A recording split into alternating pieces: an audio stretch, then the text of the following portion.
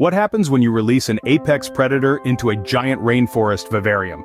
Now that's a question that would make anyone's imagination run wild. In the heart of our experiment, we have a vast, sprawling rainforest vivarium, a miniature world teeming with life. It's a microcosm of nature where every creature has a role to play, from the smallest insect to the largest predator. Speaking of predators, let's delve into the fascinating realm of apex predators. These are the animals at the very top of the food chain, the ones that no other creature preys upon. They are the kings and queens of their respective domains, the ones that other creatures fear and respect. In the wild, apex predators play a crucial role in maintaining the balance of the ecosystem.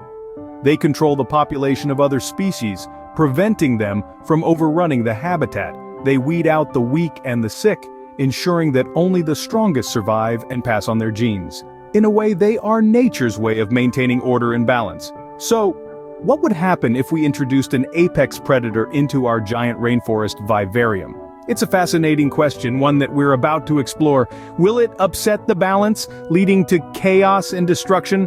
Or will it help to maintain order, just like in the wild? Remember, this is a controlled environment, not the wild. Our predator won't be able to roam freely, hunting and killing at will. It will have to adapt to a new set of rules, a new way of life. And the other creatures in the vivarium, they'll have to adapt too, learning to live with a new, unseen threat. This is an experiment in the truest sense of the word, one that will test the limits of nature and our understanding of it.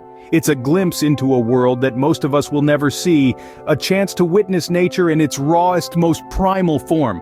Just imagine the drama that's about to unfold in this contained rainforest. First, we need to understand what an apex predator is. So, let's dive right in. An apex predator, also known as an alpha predator or top predator, is an animal that sits at the zenith of its food chain.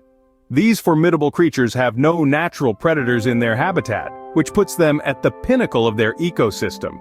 Their position at the top is not just about power and dominance, but it also plays a crucial role in maintaining the balance of the ecosystem. Imagine a pyramid. At the base, we have a wide array of plant life, and as we move up, we see herbivores that feed on these plants. As we ascend further, we encounter smaller predators that prey on these herbivores. And right at the top, that's where our apex predators reign supreme. These predators control the population of the species below them in the pyramid. By preying on the weak or sick, they help to ensure the overall health and vitality of other species, and this, in turn, influences the health of the entire ecosystem. Now, let's paint a clearer picture with some examples. In the vast expanse of the African savanna, for instance, the lion, known as the king of the jungle, is an apex predator. In the deep, blue waters of the ocean, the great white shark takes the crown. And soaring high in the sky, the majestic eagle is an unchallenged predator. Each of these creatures play a vital role in their respective ecosystems. Yet, the role of apex predators extends beyond just eating. They often impact their environments in unexpected ways. Wolves in Yellowstone National Park, for instance, have transformed entire landscapes, boosting biodiversity by controlling deer populations. So, in essence, an apex predator is not just a creature of immense strength and power. It is a vital cog in the wheel of life, an overseer that maintains balance and ensures survival. Now that we understand the significance of apex predators, let's delve into the world of vivariums. So what exactly is a vivarium, you may ask? Imagine a world in miniature, a contained environment carefully designed to replicate a specific ecosystem or habitat. That, my friends, is a vivarium. The term vivarium comes from the Latin word vivere, which means to live. And living is exactly what a vivarium facilitates for a variety of plants and creatures. You might conjure up images of a simple fish tank or a terrarium, but a vivarium can be so much more. It can be as small as a tabletop setup or as large as a room, and its inhabitants can range from insects and amphibians to reptiles and even small birds. The key is creating an environment that closely mimics the natural habitat of these species. Vivariums serve multiple purposes.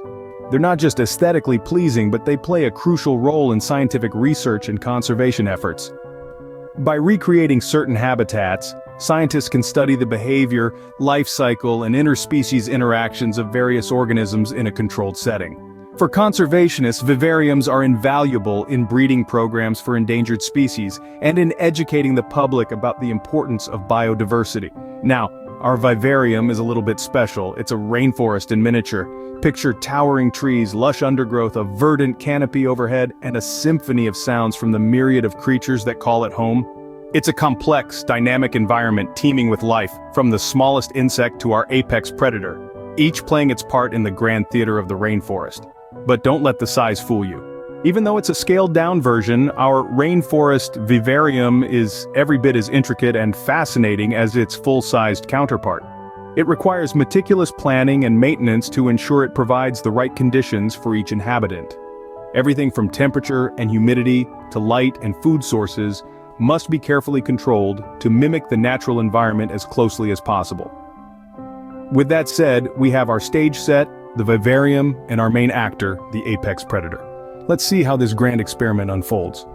Now it's time for the grand experiment to take place. In the heart of our carefully constructed vivarium, we've reached the moment where we introduce the apex predator. The process of releasing this mighty creature is not one to be taken lightly. It requires a blend of caution and precision, a dance between respect for the predator's power and the necessity of our intervention. As we carefully open the container, we're acutely aware of the potential danger. This is, after all, an apex predator. Top of its food chain, a master of its domain. Yet we're also keenly aware of the importance of this moment. The predator's arrival is the final piece of the puzzle, the last note in our harmonious symphony of nature. The predator, while initially disoriented, soon begins to explore its new environment. It's a sight to behold, watching this creature interact with the vivarium's other inhabitants and the environment we've so meticulously crafted. But this is not just a spectacle, it's a scientific endeavor. We're interested in how the predator adapts to its surroundings, how it hunts, how it establishes its territory.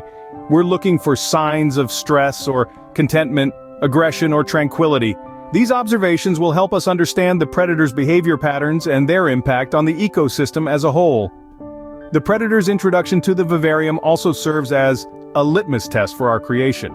If the predator thrives, it's a testament to the viability of our vivarium. If it struggles, it's an indication that we may need to make adjustments. Either way, it's a learning process, a chance to better understand the intricate web of life. So, with the predator now roaming freely, the grand experiment truly begins. We've set the stage, and nature will take its course. It's a thrilling, humbling experience, a reminder of the beauty and complexity of the world we live in. Now all we can do is watch and wait for the results to unfold. The results of our experiment are in, and they are quite fascinating. We've been observing the effects of introducing an apex predator into our giant rainforest vivarium, and the changes that have occurred are nothing short of remarkable. The introduction of the predator created a ripple effect throughout the entire ecosystem, altering the behaviors and interactions of other inhabitants in unexpected and intriguing ways. Initially, the predator's presence caused a state of heightened alertness among the other inhabitants. This shift was evident as the typically carefree creatures began to display more cautious behaviors, a testament to the instinctive survival mechanisms ingrained in their DNA. As days turned into weeks, the predator assumed its role at the top of the food chain. The predator's hunting activities naturally controlled the population of certain species, preventing them from overpopulating and exhausting resources. This in turn allowed less dominant species to thrive, contributing to a more diverse and balanced ecosystem within the vivarium. However, the predator's impact wasn't solely restricted to the food chain. Its presence also influenced the physical landscape of the vivarium. Prey species began to utilize different areas of the vivarium for shelter, which led to changes in plant growth patterns and even influenced the distribution of nutrients in the soil. But the experiment didn't just confirm our expectations, it also threw up a few surprises.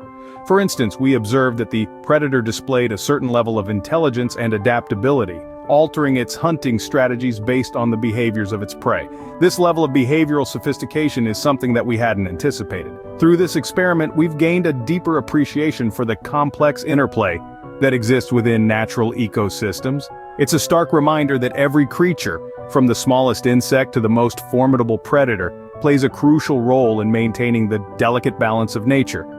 In the end, this experiment has given us a unique perspective on the complex dynamics of nature, reminding us of the intricate balance that exists in every ecosystem.